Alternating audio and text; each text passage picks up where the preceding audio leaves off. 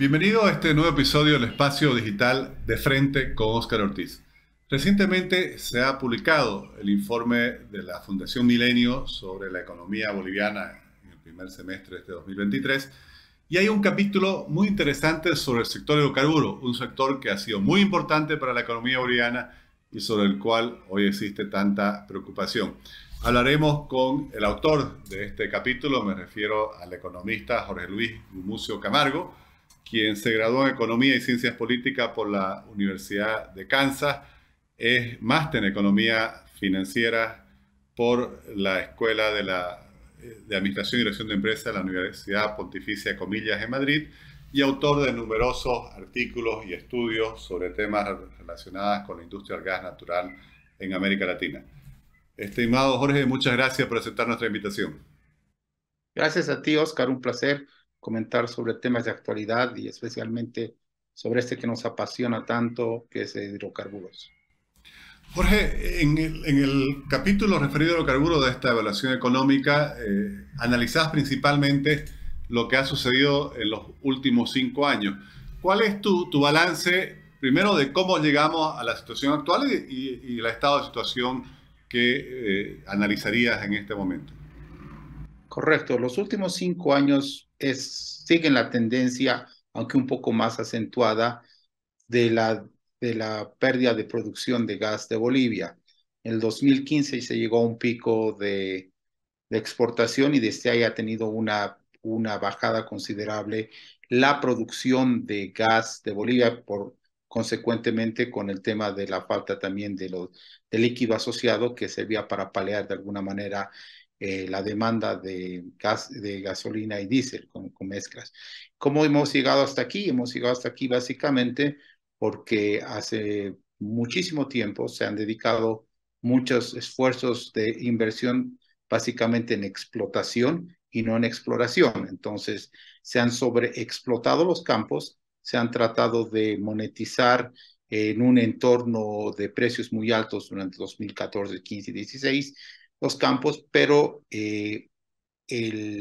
la consecuencia viene ahora, donde tienes unos campos todos en declinación, tus megacampos, y no tienes, no ha habido la exploración suficiente para reponer reservas, por lo tanto nos hemos vuelto en socios poco confiables de abastecimiento de gas en la región, y más aún somos, o sea, el país está encaminándose a ser a ser un importador neto de gas en el mediano plazo.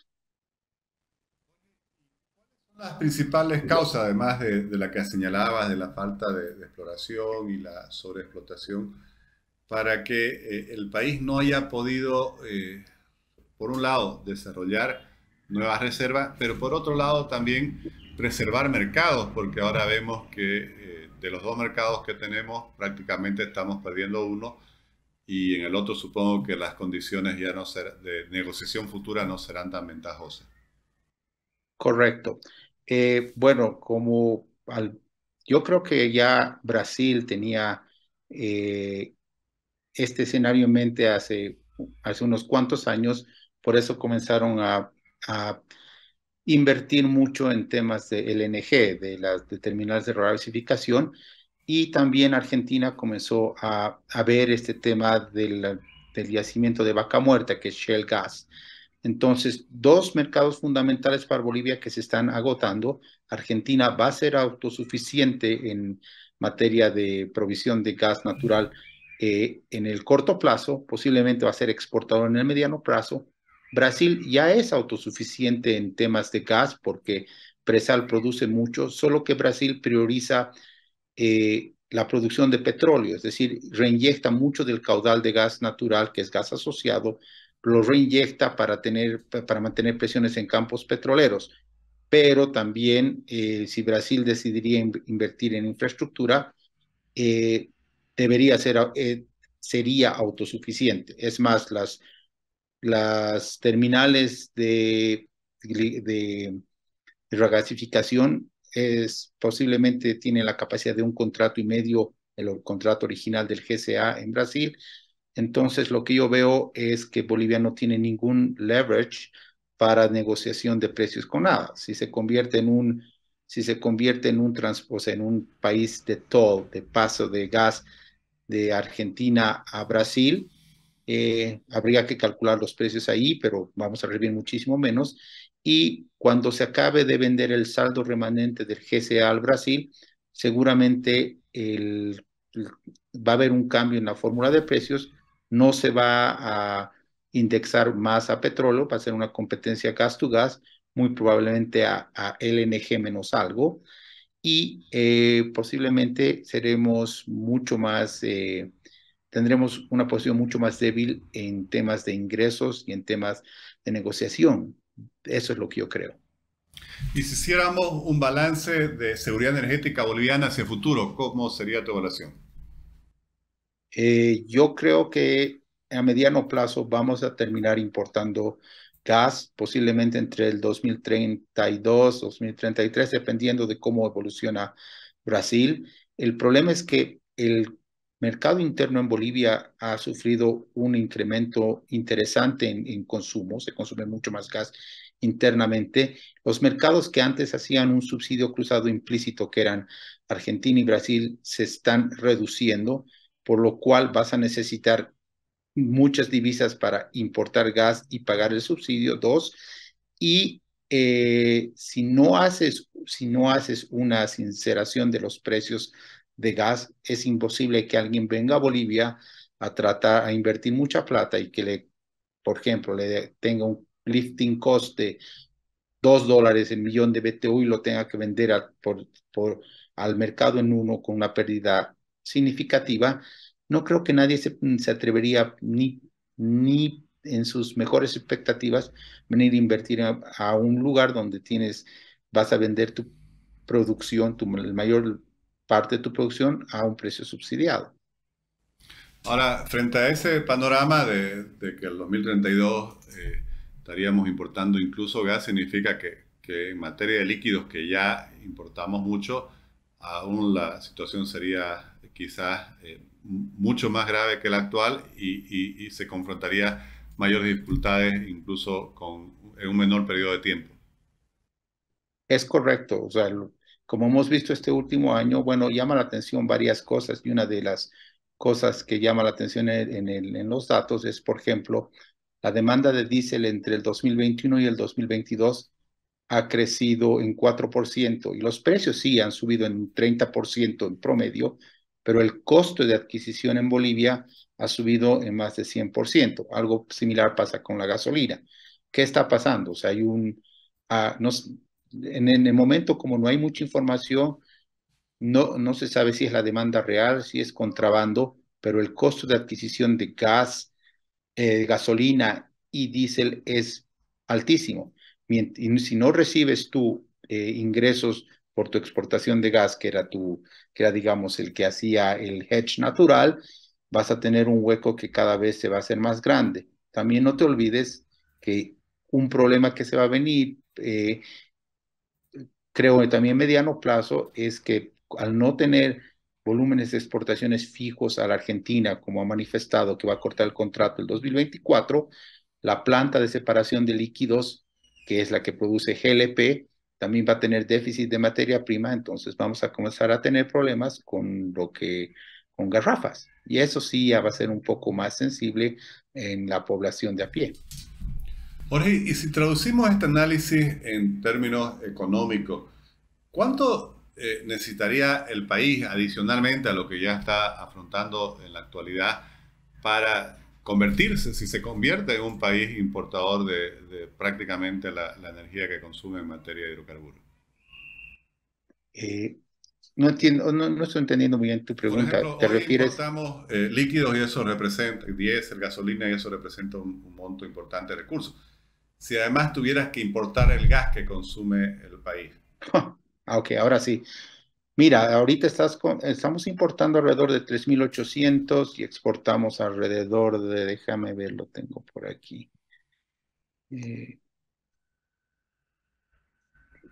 Más o menos tienes un subsidio de unos 2.000 millones de dólares, pero si tienes que importar gas, depende a qué precio te vende gas Argentina. Y Argentina no te va a vender el precio del gas a un costo, te va a vender el precio del gas a un costo de oportunidad mayor al que tenga de exportarlo el LNG. O sea, si Argentina dice, Bolivia le dice, quiero comprarte en $3 el millón de BTU y Argentina dice, bueno, yo puedo exportarlo a 7 en LNG, es posiblemente llegues a un acuerdo que sea 5 o 6. Ahorita estás pagando $1 por millón de BTU, vas a tener que subsidiar por lo menos 3 o 4 veces más. Claro, además de subsidiar la importación de diésel y gasolina, tendrías que subsidiar la importación de gas para mantener la situación actual. Correcto, posiblemente se tendrían muchos de los ingresos que vendrían del litio. Jorge, y recientemente había una noticia en la cual, por ejemplo, una empresa tan importante como Resol devuelve dos campos y uno de los argumentos que ellos utilizan es que por las políticas relativas al protocolo de París, en fin, al Tratado de París, al cambio climático, a ellos ya no les interesa invertir en combustibles fósiles como son los hidrocarburos, sino en energías renovables. Esto también se vuelve una adversidad para atraer inversiones hacia el país. ¿Es correcto esto? Sí, o sea, desde el punto de vista de la excusa ecológica, sí, lo que en realidad está pasando es que posiblemente los campos que ha devuelto Repsol ya no son económicos, ya no son rentables, ya meter dinero en los campos no les resulta económicamente viable y han encontrado una excusa perfecta, pero que está digamos, de acuerdo con la política de las empresas europeas de moverse hacia energías verdes. En Bolivia, cuando teniendo gas, petróleo, gasolina, todo subsidiado, es muy difícil entrar al tema de energías verdes competitivamente. Entonces ahí vas a resultar vas a resultar en un sándwich. Entonces nadie va a venir a invertir aquí porque no hay los suficientes incentivos y pueden usar esta excusa de dejar de investment en fuels fósiles para invertir en energía verde, y eso es claramente es válido. Bajo ese panorama, al país básicamente lo que le quedaría hacia el futuro ya no es buscar nuevos mercados de exportación, que sería mucho más difícil, sino por lo menos tratar de buscar una cierta autosuficiencia energética. ¿Ves esto viable? ¿Qué habría que hacer para lograrlo? Como te dije anteriormente, el tema es que tienes que controlar el mercado interno de tal manera de darte tiempo de encontrar algunas reservas más que puedan mantener tu mercado interno si quieres ese precio, pero la ecuación no da porque necesitas grandes inversiones para encontrar grandes megacampos. Y si encuentras un megacampo, el único mercado que vas a tener es el mercado interno a un precio subsidiado.